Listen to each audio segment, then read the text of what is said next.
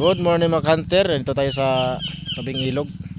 Maghahanap tayo ng mga secondary na mutya. Kanina may nakita na ako kanina mga hunter. Ito ay matindi rin sa pangkalatang proteksyon. Ito yung tinatawag naming bato negra o diamante negra. Hindi ito first class na mutya mga hunter ha. Tandaan nyo ha. Kasi ang first class para lang yan sa mga master at naghahunting. Nasa katawan na namin yan at nilunok na namin yan. Yan. Diamante negra. Dito tayo ngayon sa isang nalawa-lawa na ito dahil wala nang tubig si babaw. Dito na lang. Hanap tayo mga kanter. Ito matatawag ditong mutya mga kanter dahil ito ay matindi rin sa sangkap at proteksyon na klase na bato. Ito ay tatawag na diamante negra. Napakaganda.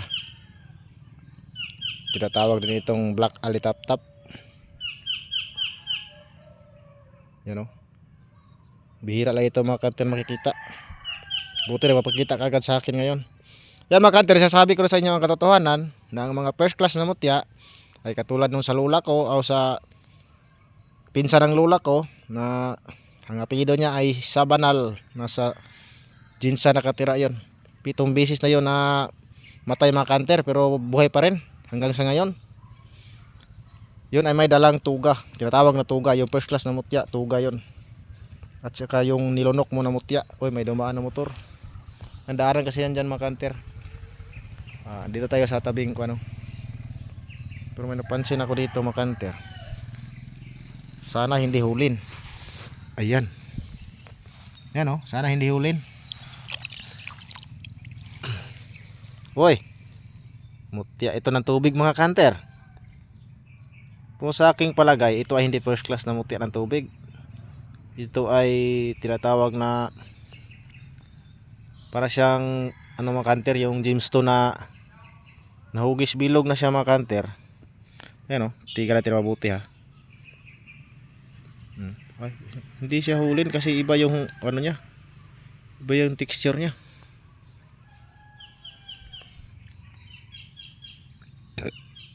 Parang diamond.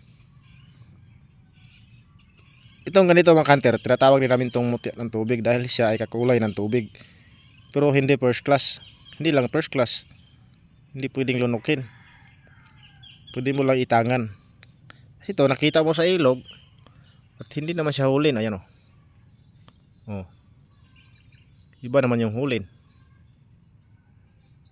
Iba yung mga hugis niya. Para lang siyang diamante. Parang diamond mga kanter. Pero aarahan natin.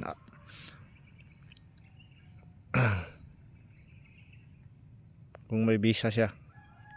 Kasi katagalang ng panahon, aadapin na ito ng mga nakatira sa kalikasan. Ito ay kanilang paglalaruan. Kaya nagkakaroon na siya ng bisa. Pero palagay ko hindi siya hulin mga kanter. Kasi ang hulin, walang ganitong hulin no. Parang mga diamond yung mga ano niya, mga tabas. At napakakintab talaga. Tanyo? Oh. Mutya ito ng tubig mga kanter dahil sa tubig siya nakikita. O dito sa ilog. Sa ilog siya nakikita. Ilog ito. Pero hindi siya first class mga kanter. Pero sa amin mga antingero, basta makikita namin sa tubig, nakakulay ng tubig, mutya ng tubig ang tawag namin dyan. Bahala na kayo kung anong isipin nyo. Basta kaya ang tawag namin mutya. Katulad ng mga baging na mga lapusan, sumbalik, mutya ang tawag namin dyan. Pero third class lang yan. Or second class. Kasi ang first class, lagi nyong tandaan, ay nilunok yan. Para lang yan sa mga master. Yung naghahanap o may-ari. Yung tinutugahan talaga. Hanggang dito lang mga kanter. Paalam na ko. Uwi na ako mga kanter. Bye bye na. Susunod naman na video. Bye bye.